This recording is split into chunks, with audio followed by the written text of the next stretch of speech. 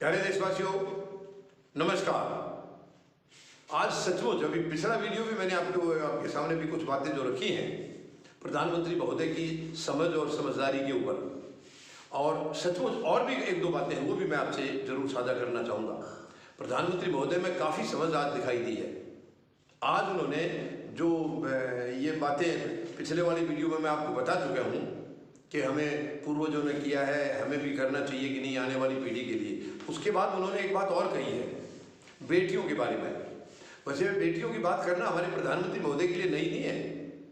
बेटियों की बात ये जब आए थे नए नए बन करके तभी शुरू कर दी थी, बेटी बचाओ बेटी पढ़ाओ, ये नारा प्रधानमंत्री महोदय ने। और हम लोग बहुत खुश हुए थे क्योंकि हमारे देश के अंदर बेटियों की हालत मतलब कई बार इतनी दयनीय हो जाती है, देखा नहीं जाता है। हमारी बहन बेटियों के लिए कोई सुरक्षा नाम की चीज़ नहीं है देश में।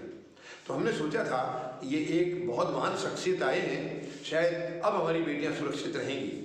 पूरे देशवासियों ने ये सोचा था, लेकिन नहीं मालूम था कि प्रधानमंत्री महोदय किसके लिए किससे बचाने की कह रहे हैं। इन्होंने कहा था ना बेटी बचाओ बेटी पढ़ाओ, तो इनका इशारा ये था कि हमारी पार्टी के अंदर बड़े बड़े गलत लोग हैं, उनसे बेटियों को बचाना इनका मकसद ये था।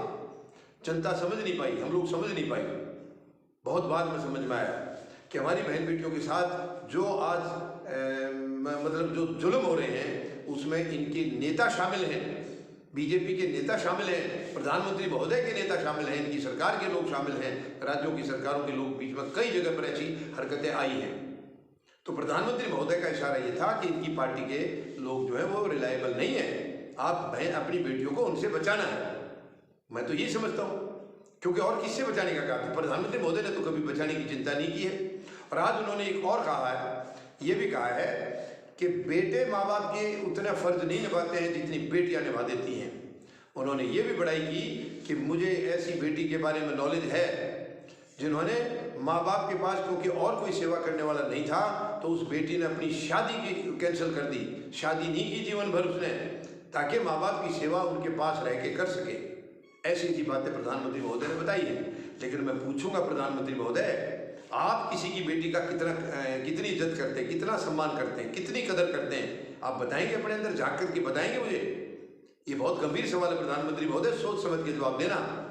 आप केवल भाषण देते हैं और सामने जो बैठे हैं वो कुछ बोलते नहीं है, क्योंकि या तो अनजान स्टूडेंट है बेचारे, वो क्या कहेंगे? देश का प्रधानमंत्री सामने खड़ा है, मानसिकता को नहीं देख पाते वो कि प्रधानमंत्री की मानसिकता क्या है।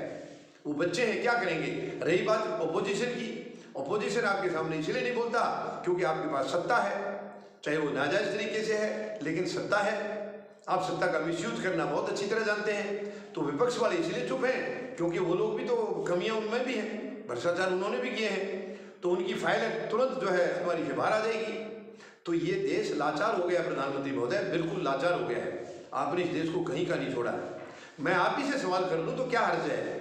आप देश के प्रधानमंत्री हैं तो हमारा फर्ज है ये जानना कि प्रधानमंत्री महोदय कितना किसका ख्याल करते हैं। प्रधानमंत्री महोदय, किसी की बेटी आपके साथ भी अपना जीवन बिताने के लिए आई थी, आपने उस बेटी का कितना सम्मान रखा, कितना सम्मान रखा? आज तक आपको कभी चिंता नहीं हुई है? जब आप बेटियों के बारे में बोलते हैं तो एक बार भी आपके अंदर कभी ये सवाल नहीं आता कि आपके साथ भी किसी बेटी ने अपना जीवन बिताने के लिए आपका साथ मांगा था, साथ आपका लिया था? उस बेटी के साथ न्याय किया क्या आपने? न्याय नहीं किया। या यही डायलॉग उसके लिए भी है कि हमारे नेताओं से अपनी बेटियां बचाओ, तो वो भी किसी की बेटी थी और आप नेता हैं, तो शायद आपने अपने लिए भी यही कहा होगा कि अपनी बेटियों को बचाओ हमारे से। प्रधानमंत्री महोदय, ये बहुत दयनीय स्थिति है। एक देश के प्रधानमंत्री के पास तो इतना ऊंचा चरित्र होना चाहिए, उनके खिलाफ तो किसी को उंगली उठाने की भी हिम्मत नहीं होनी चाहिए। उनका इतना साफ सुथरा पूरा करियर उनका इतना डिसेंट होना चाहिए। लेकिन कहाँ है आपका प्रधानमंत्री महोदय? आपने उस बेटी का मान सम्मान कभी नहीं रखा है, कभी नहीं रखा। आपने माँ बाप के बारे में भी बहुत कुछ बोला है। आप अपनी माँ को तो कम से कम यहाँ ला सकते थे, माँ को आपने कभी साथ नहीं रखा है। आप देश के प्रधानमंत्री हैं तो क्या आप अपनी माँ को साथ नहीं रख सकते? ये मैं गंभीर सवाल कर, क्योंकि हर जगह पर आप बड़े बड़े भाषण दे करके, कलाकारी कर करके जनता को बेवकूफ़ बना रहे हैं। ये मैं आपसे निजी सवाल कर रहा हूँ प्रधानमंत्री महोदय, क्योंकि मैं भी इस देश का नागरिक हूँ, मैं इस देश की बहादुर सेनाओं का सिपाही रहा हूँ। हम सरहदों के ऊपर देशवासियों की रक्षा करते रहे हैं। दुख होता है कि हम जब रक्षा करते हैं तो कुछ लोग भ्रष्टाचारी भी हैं देश में जो देश को खोखला कर रहे हैं, और दुर्भाग्य से हम उनकी भी रक्षा कर रहे हैं। ये बड़ी शर्म की बात है, दुख की बात है। प्रधानमंत्री महोदय, जो बात कहते हो उनको कम से कम अपने आप पर लागू करके देखा करो। आप लागू तो करते नहीं है। भाषण देना बहुत आसान है, किसी भी चीज का भाषण देना बहुत आसान है, लेकिन उसको अपने आप पर लागू करो। जो आप दूसरों को सिखा रहे हो वो खुद के ऊपर लागू तो करो। आप पहले आप उसको कर सकते हैं, नहीं कर सकते हैं? और जो खुद को कर सकता है तभी वो दूसरे को कहने लायक है। जिसको खुद नहीं आप लागू कर सकते हैं, मैं अगर नशा करता हूं, मैं दूसरों को बोलूं नशा मत करो, ये शर्म की बात है, ये भद्दा लगता है। अगर मैं खुद नशा नहीं करता हूं तो मैं दूसरों को अपील कर सकता हूं कि नशा बहुत खराब चीज है, आप नशा मत करिए। ये दुर्भाग्य की बात है कि आप क्यों ऐसा नहीं कर रहे हैं।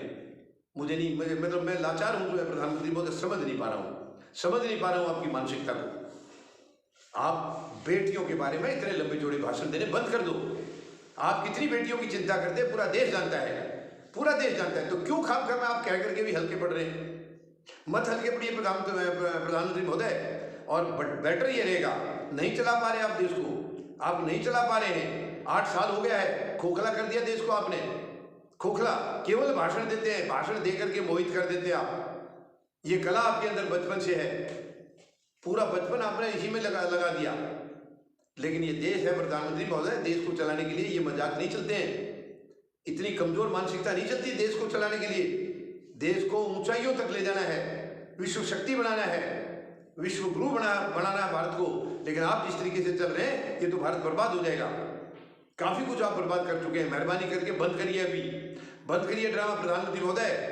बहुत नुकसान हो गया देश का। और ये झूठे मूठे भाषण देना बंद करिए, बच्चों को बेवकूफ बनाना बंद करिए। उन बच्चों को बहुत लंबी जिंदगी जीना है, बहुत ऊंचाइयों तक जाना है, उनका करियर बहुत अपना अच्छे ढंग से उनको बनाना है। तो आप इस किस्म की बातों में उलझा करके उनकी मानसिकता खराब कर रहे हैं, और वही देश का भविष्य है। लेकिन आप चाहते हैं कि वो देश का भविष्य जो है वो मतलब डायरेक्शन लेस होकर के और आपकी बातों से मोहित होकर के वो अपने आप को बर्बाद कर लें। मेहरबानी करके मत करिए ऐसा, मत करिए प्रधानमंत्री महोदय। इस देश का युवा, इस देश का भविष्य है, इस देश की ताकत है, उनको कमजोर मत करिए, कमजोर मत करिए उनको। मेहरबानी करके प्लीज अमल करिए इन बातों पर प्रधानमंत्री महोदय।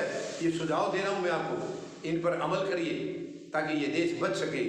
इस देश के युवा जो हैं वो देश का सचमुच आगे चल के मार्गदर्शन करें, आगे चल के इस देश को आगे बढ़ाएं, शक्तिशाली बनाएं इसको। और मेहरबानी करके आप ये बच्चों को उल्टी सीधी दिशा देना, ये बहकाना, ये बंद करिए प्रधानमंत्री महोदय, बंद करिए। धन्यवाद। जय जवान, जय किसान, जय हिंद।